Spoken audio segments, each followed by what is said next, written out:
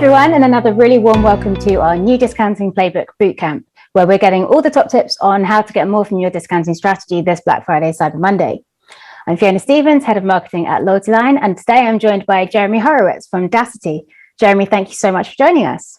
Thanks for having me, Fiona. Really excited to dive in and help everybody prepare for what's going to be the craziest holiday we've ever seen. It gets crazier every year, doesn't it? It really does. So Jeremy's here to tell us more about all the ways that Daasity recommends doing things a bit differently this holiday season to maximize sales, but also increase customer lifetime value. So Jeremy, let's jump right in. First of all, can you tell us a bit more about the metrics to keep a close eye on while you're running offers this Black Friday, Cyber Monday? Yeah, definitely. So first, we're a data company. I'm a data nerd. We got to start out with some data. Retail US sale, at least in the US, is going to hit over $1 trillion. That's the first time that's ever going to happen. It's 206 billion of that is going to come from e-commerce. That's a record. 73% of the e-commerce sales are going to come from mobile. So just it's going to be completely new, bigger than we've ever seen. It's going to be really exciting. And so one thing that I just want to really impress upon everybody is really know your numbers heading into this Black Friday season, Cyber Monday season, and the entire holiday season, no matter what promos you're running, and really know 3 key stats. Obviously, you're going to know what your top line sales revenue is, but really think about that from an MSRP perspective. And no matter what promo you run, what impact that has on that top line number, because the second number that's going to be really important is to know your gross margins. And to understand that balance really well, let's say that we retail an item normally for $100, we have a 50% gross margin. It's really important to know that we have that $50 left in the bank to understand where we can include in promotions, how we can affect those numbers. Then the third one is going to be what's called your cost per order. This is essentially just taking all of your marketing spend and dividing it by the total number of orders that you drive during that period.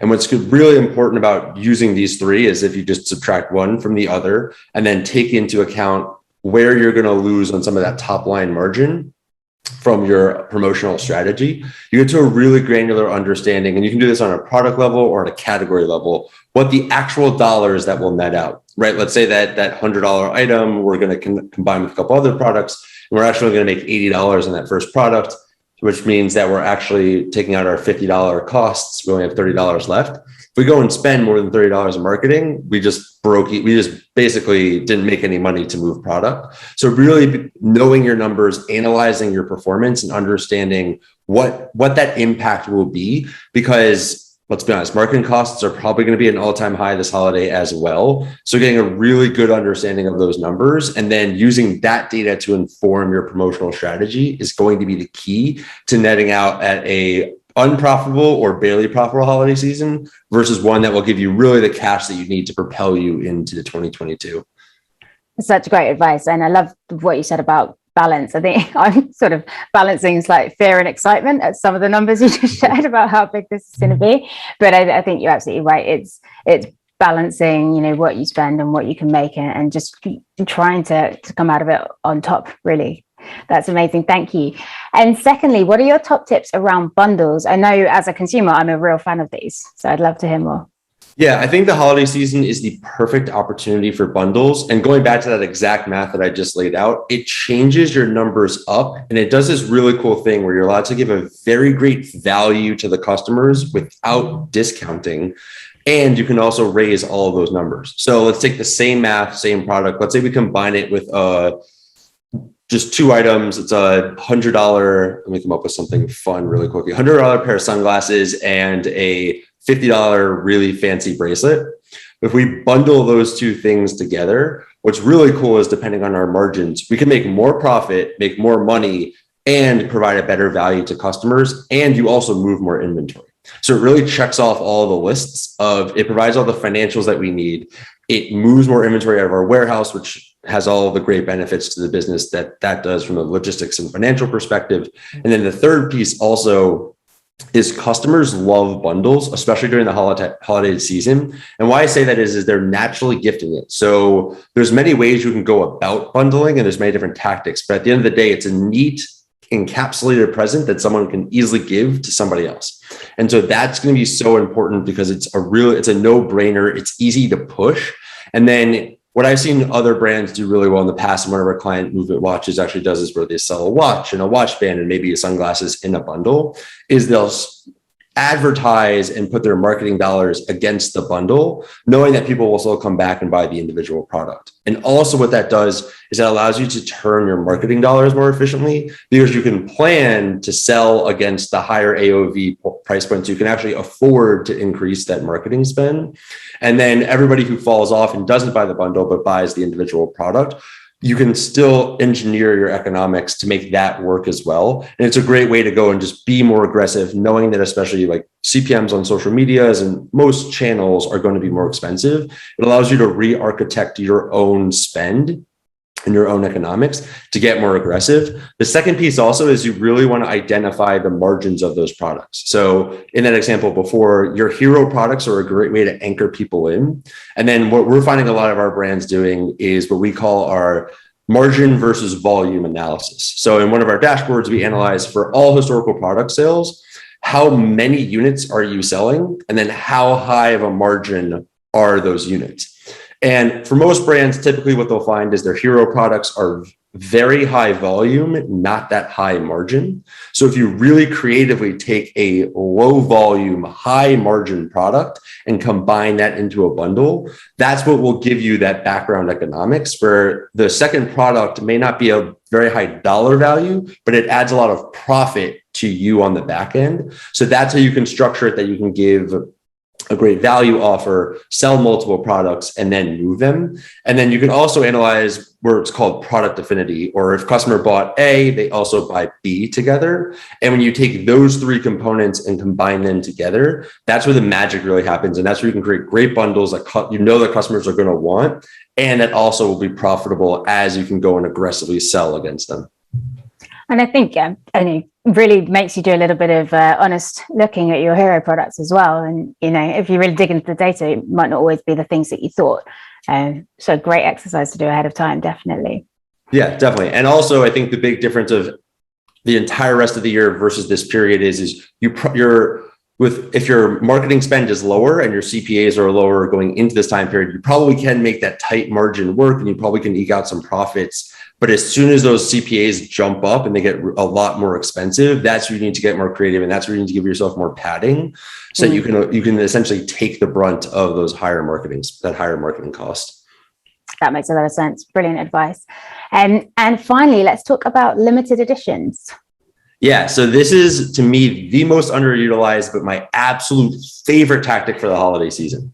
So I see very few brands do this, but I want to recommend that everybody listening, if they can't do it this year, at least start planning for it for next year, because it really is a game changer.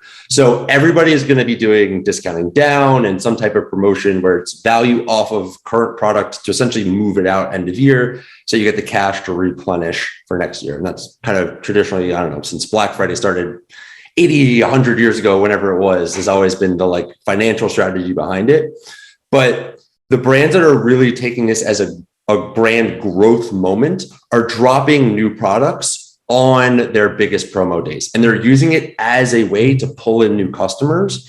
And the way that they do it really well is that they make it a limited edition. So what we find our brands do is they take our dashboards and they analyze our high value customers, essentially people with high recency and frequency scores. But if you think about that traditional RFM model, so your top spenders, the people who come back, buy frequently, buy a lot from your store, essentially the ones who are basically the most of the profit for your store. They'll analyze what are the top 10 products that they're buying, and then basically just customize them and drop limited editions. And so one of my favorite examples of this is one of our brands called Who Gives a Crap. They sell sustainable paper-based products, so toilet paper and paper towels and tissues, and they have limited edition toilet paper, which to me is the most brilliant thought process. It's still the same toilet paper that you're buying the rest of the year, but they wrap it in new packaging. They come up with a fun story. They relist it on the site. They make a really big deal of it. And what this does, especially if you are going to run a promotion on your store at the same time, is what I would call the something for everyone sale. Is you can pull people in based on the new exciting product that you know that your best customers want to buy. And you can also have discounted or other promotions or something else going on your site for those value shoppers. And it allows you to bring everybody in on the new product and heavily aggressively promote that, especially if you have a bundle. Also, it's a great way to have multiple things. So you can bring everybody to your site. And then for the people who are like, okay, I either didn't get the limited edition because it already sold out, or I don't want to spend full price, I've got something else that I can buy. And it's another great way that you preserve a ton of margins, because you're dropping a new product at full price. And if it sells out, then you just made all of that money in one day. Plus, you're also going to just bring in more customers, because everybody gets excited about new stuff. And especially my last thing of just why limited edition to me is so important is people love giving unique gifts. But also, I think there's some stat that like 54% of shoppers are buying for themselves this holiday season. So more than half of the population is buying gifts for themselves. And everybody loves the little, whether you're giving to somebody else or for yourself, they love the like unique experience of the, I got this, and I've been following this brand on social media for 6 months, and I've been wanting to get it, but I wasn't ready to pull the trigger. But this new custom cool thing that they only dropped one time finally motivated me to kind of jump off the fence and buy it. And it's another just way that it's a good way, like you have to compete for the same wallet share for your customer as every other of the 9 million brands out there today. And if you have those little edges, that's what's going to get somebody to make that just faster or more impulse decision to buy from you versus jumping back down the rabbit hole of going to 9 other websites. And so those little things are ways that you can really grab a lot of people's attention, get them to buy quickly, but then also have the profit on the back end to really protect your margins, so that you're not just moving product, but you're actually building a profitable holiday season for your business to just set you up for success next year. 100%. And this ties in so well with the consumer research we did that actually led us to this series today. You know, a lot of consumers said that they genuinely feel that the things that are being discounted are just brands just trying to shift stuff. It's not the stuff that they actually want.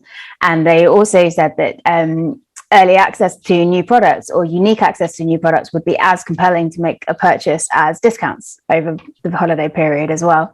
So I think that ties in brilliantly. And again, just fantastic advice. Thank you. Yeah, thanks for having me. I think it's so exciting. There are so many different ways to do it. I would just say, like, just roll out your strategy, do what you're going to do, and make the biggest deal out of it. Because also, little secret, it's also the holidays. Customers are going to buy no matter what. So just make sure people get to your site, making sure that people have the opportunity to buy is going to be it's just going to be such a big opportunity this year. Yeah, absolutely. And then I think, an opportunity to impress and build a relationship that brings someone back again. So fantastic. Yeah, well, thank you so much. Thanks for being part of the bootcamp. Just before we sign off, where can people go to find out more about Daasity? Yeah, sure. Daasity.com, Daasity.com. If you have any questions about your data, any help, you want to start making all of your marketing channels more intelligent with better data, let us know. Also, you can find me on LinkedIn. I try to post helpful stuff. Jeremy Horowitz, and always here to help. And hopefully this is your biggest holiday yet. Amazing. Thanks so much, Jeremy. Always so helpful.